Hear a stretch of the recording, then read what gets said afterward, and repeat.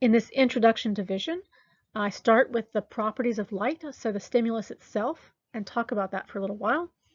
And then I'm going to do an introduction to the eye, so the optics of the eye. And then we'll get to the higher up kind of processes, starting with the retina and how the retina does the transduction. But at first, we're just going to talk about the optics of the eye and how the eye gets that information, gets that light information back to the retina for transduction. As I've tried to say, but now I'm going to say with a slide so that you see the words together, the visual stimulus, or what is out in the world, so the environmental stimulus, is electromagnetic energy or electromagnetic radiation, which is light. And there are two ways to conceptualize light. I think most people, this is kind of more in mainstream knowledge now, but I remember, I think I learned this in sensation and perception class, where it can be a wave and it's moving around in the world. We talk about it as moving as a wave. But it's also, light is made up of a stream of photons. And so we're going to talk about it in this way too. When it's absorbed by the photoreceptors, when it's absorbed for us to understand it, we're absorbing photons of light, the actual particles of light. So this electromagnetic energy that we get to see, we actually just we are able to perceive a very small sliver of the electromagnetic spectrum. What we get is about, depending on the estimate, which it sometimes changes, between 360 to 700 nanometers, where a nanometer is a billionth of a meter. This is unfathomably small, these little waves that are moving through the world. As we get into shorter and shorter wavelengths, if you look up at the figure that's kind of in the top right of the picture there, from peak to peak is our measure of wavelength. And as this gets shorter and shorter than 360 nanometers, which again, we can't even really comprehend, we get into ultraviolet rays, X-rays, and gamma rays. And there are animals that perceive this ultraviolet part of the spectrum. So if I remember correctly, there are some birds, some, I think, butterflies, and there are some fish that are down in that ultraviolet part of the spectrum of what they see. As we get above 700 nanometers, so longer and longer wavelengths, we get into infrared rays, radar, FM, TV, AM, and AC circuits. There are animals that perceive that infrared part of the spectrum. If I remember correctly, there are some fish and also snakes. So when snakes are sticking out their tongue, they are using their tongue really to perceive heat sources, which is telling them about the infrared information. So they're kind of, you can kind of put seeing in quotes, they're kind of seeing the world with those infrared rays. So we get our little tiny sliver. I often say I think we're lucky to get that little tiny sliver, as if we saw everything from AM information to X-rays and gamma rays. I think it would be very overwhelming. That again is just talking about the wavelength information. If you go back up to that top right part of the figure, there's also amplitude.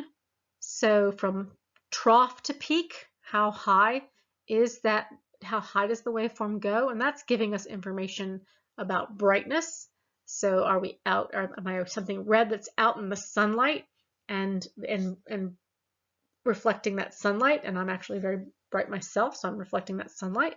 Or am I that same red shirt and I'm under a dim light? I'm going to have a lower amplitude because I'm not quite as bright. There's also a kind of purity to the waveform or mix. So what is being shown in the figure is a perfect sine wave, or what's called a sinusoidal waveform.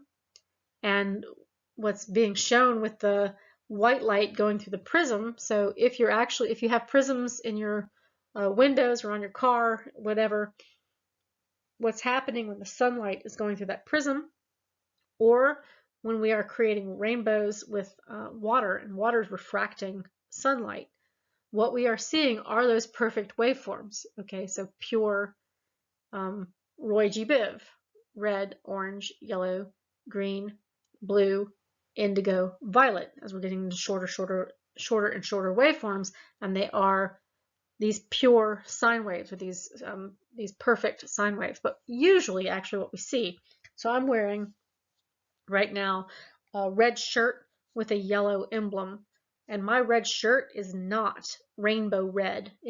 There's some mix in there that gives a different kind of experience of saturation. And the dominant waveform is going to be that kind of longer wavelength, but there's going to be some wrinkles in it. It's not going to be that nice, perfect sine wave.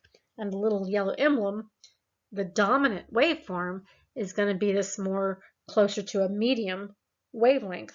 But again, it's not going to be perfect like what we're seeing in the top in A. It's going to have some wrinkles in it, depending on exactly what kind of yellow and how saturated that yellow is. We'll talk more about the aspects of the waveform when we get to color vision towards the end of the semester, but just so you see, these are the properties of light and how that's translated into perception. I'm going to start with the optics of the eye now, so how we are going to take that light so that we can understand it, something the brain can understand. It actually starts with the optics of the eye, which are really quite incredible. So we're going to start out there with the cornea, that kind of clear outside part of the eye. It is refracting or bending the light, and actually that cornea has about 65 to 80% of the focusing power, and that 65 to 75 or 80%, it depends on what you're reading, that estimate. So I'm not exactly sure where it is, but it's somewhere in there, but it's doing most of the focusing.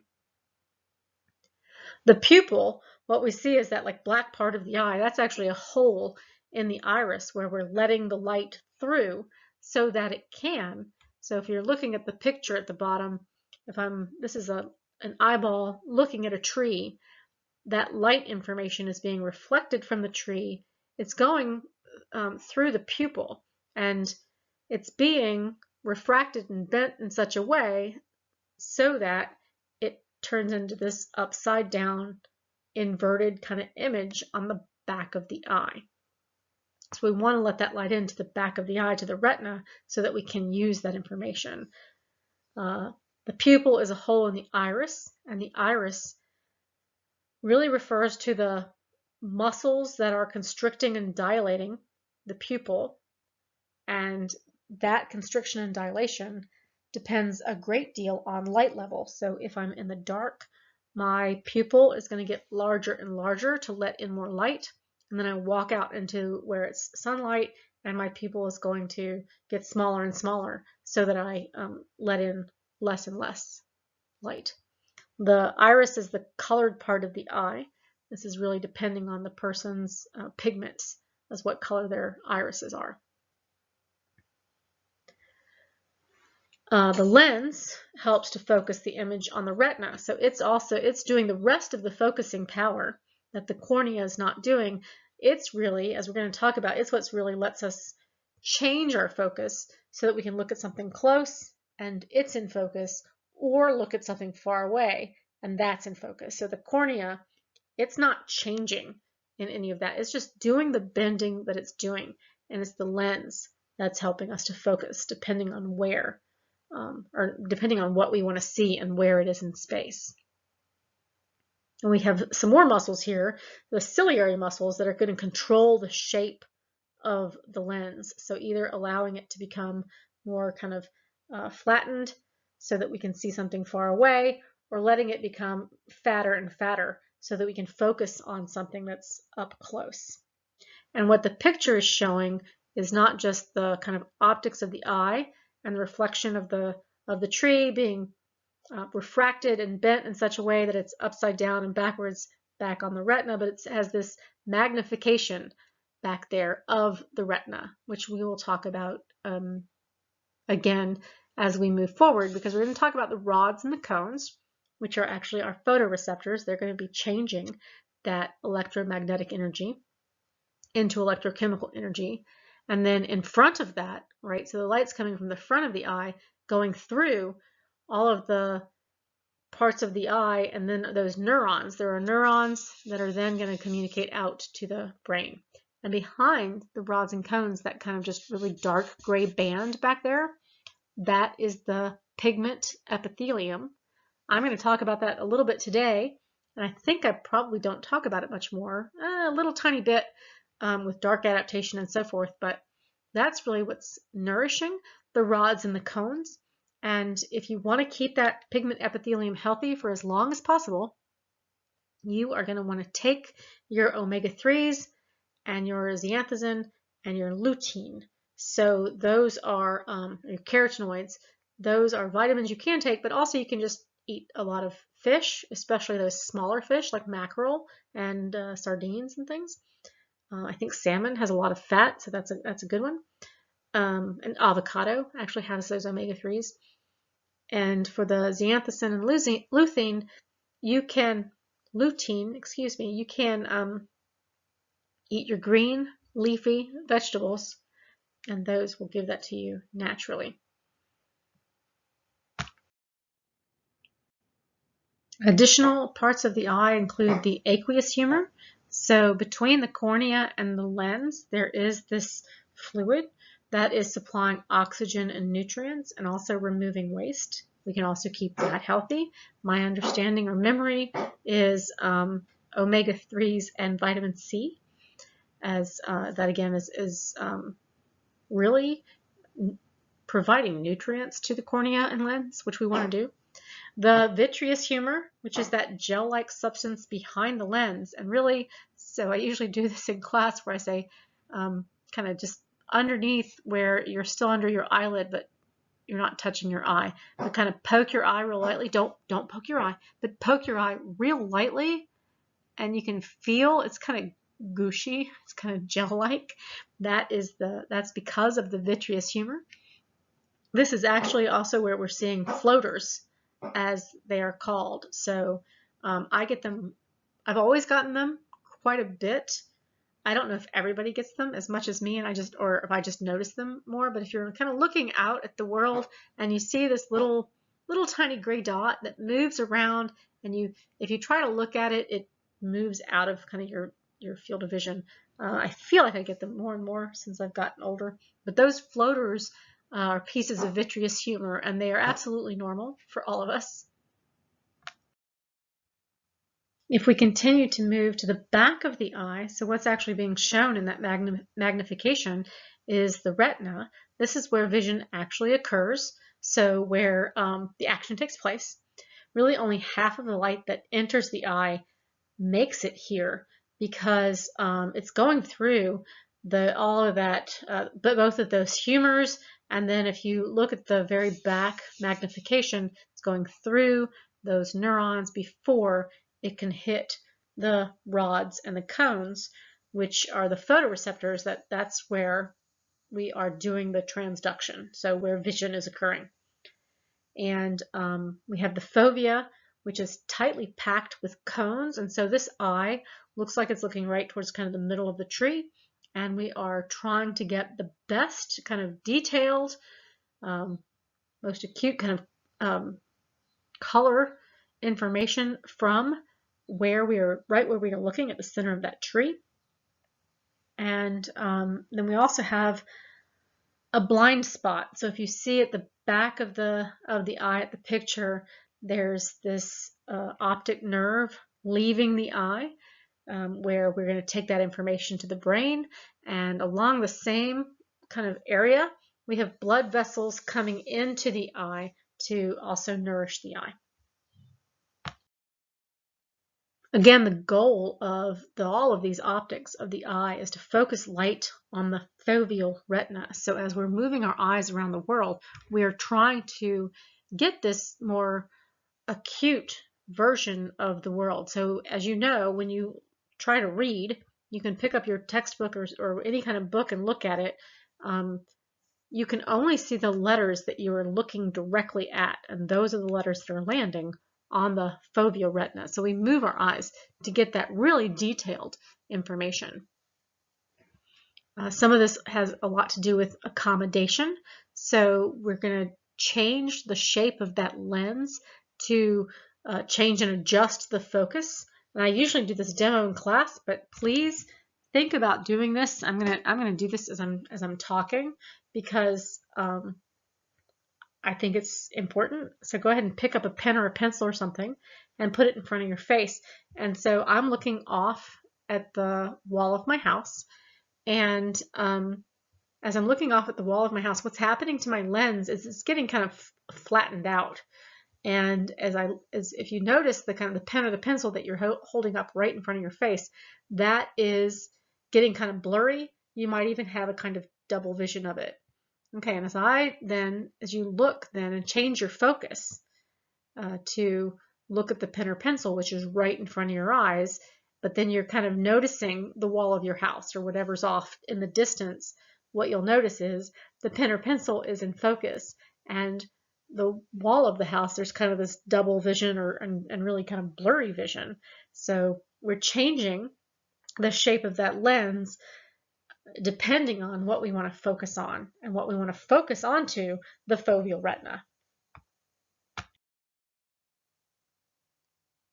So I usually stop here with a picture that is again showing the whole, this is what's out in the environment. It's being really bent by the lens and the cornea, and they're acting much like a camera lens, but it is, they are refracting that light so that the cup is now an image on the back of the eye, on the retina. It's an upside down inverted image. And if you notice, it's going through all those, it's going through the aqueous humor and the vitreous humor, and in the back there, this kind of magnified area, it's going through all these neurons before hitting the rods and the cones. And the rods and the cones are what we're going to talk about for a little while as doing the transduction, and how they do this transduction. They are the ones that are absorbing those photons of light so that we can see our visual world. And again, back there in this kind of gray, dark, kind of almost black line is the pigment epithelium, which we want to keep as being as healthy as possible, because it is nourishing the rods and the cones. I'm going to talk about some of the clinical issues of what can happen with the optics of the eye. So what I think is most common in most of us, if we don't actually have it, we at least know somebody who has it, right? You guys know me. So myopia is a word for nearsightedness, which means we can see things that are close, but things that are far away are difficult to see. And more than 70 million Americans have some form of myopia. There's more myopia in developed nations, where we are spending a lot of time looking at screens, being close to TVs, looking at reading up close and all of that. So some of this is environmental. It's also somewhat genetic. And some people have this more refractive myopia, where what's happening, this is kind of shown, well, however you interpret A there. So the cornea and or the lens are refracting the light or bending the light too much, and so it's being focused somewhere in the middle of the eye, so somewhere in front of the retina. And what we can do is we have some kind of far point.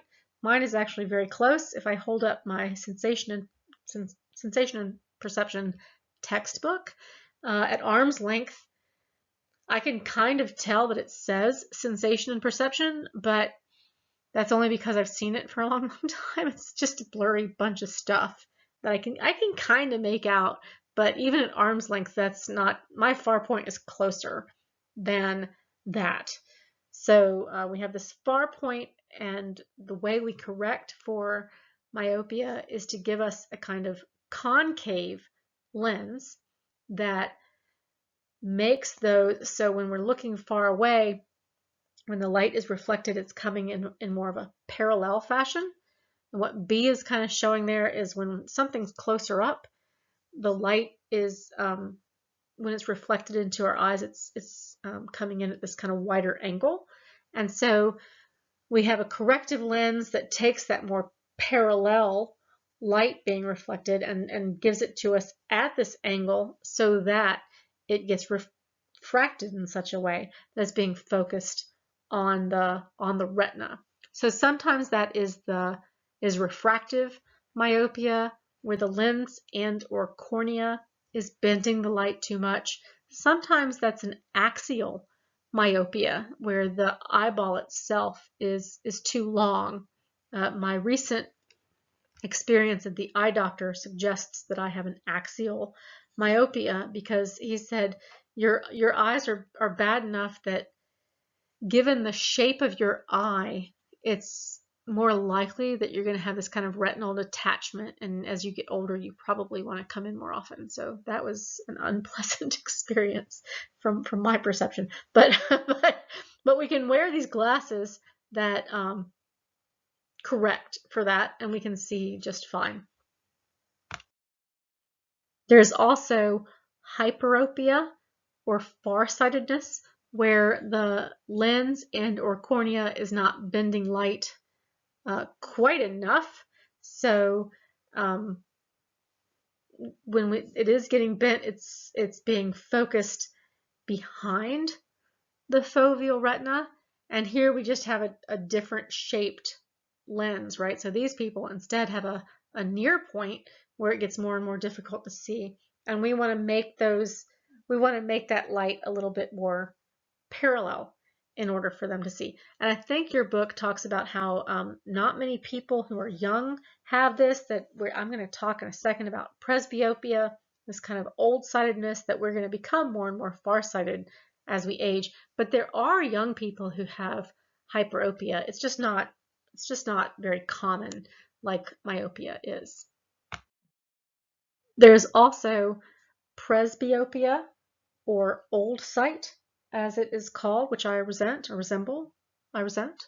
So I am 50 years old, and I can tell that this is happening to my eyes. What happens is that lens needs to get really fat in order to bend the light enough when it's coming in at that angle, when it's close to us. And the ciliary muscles get weaker, that lens gets kind of harder or more crystallized, and that gets more difficult as we get older. So I watched my sister, who's a few years older than me, as she moved the menu farther and farther from her face, as her near point, what she could see that was close to her, got farther and farther away. For me, they've done something really different in giving me these kind of transition lenses, and really for me to see something up close, I just take my glasses off, because I'm so myopic that works for me. But everybody, sometimes starting around the age of 40, sometimes a little earlier, sometimes a little later, we start to get this presbyopia, where we need those readers, or those just a little bit of magnification. I think I'm going to run just about a minute or so over here, but for my summary slide, I'm actually doing a let's look forward slide. So the next class, we're going to finish up by talking about the retina, specifically the rods and the cones, those photoreceptors that are doing the transduction. And we'll talk about transduction itself.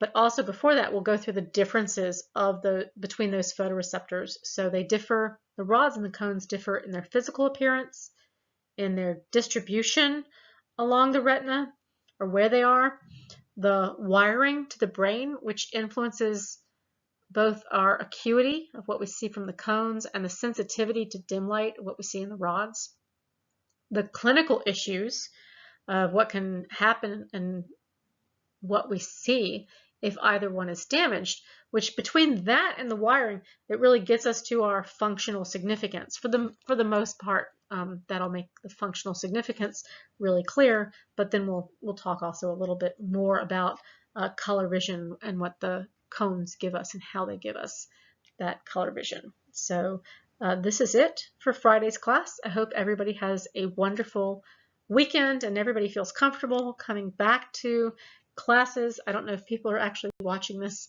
I haven't gotten a lot of questions, and I'm just hoping that everyone feels like they know what's going on at this point. But do let me know, and I'll talk to you all on Monday. Have a good weekend.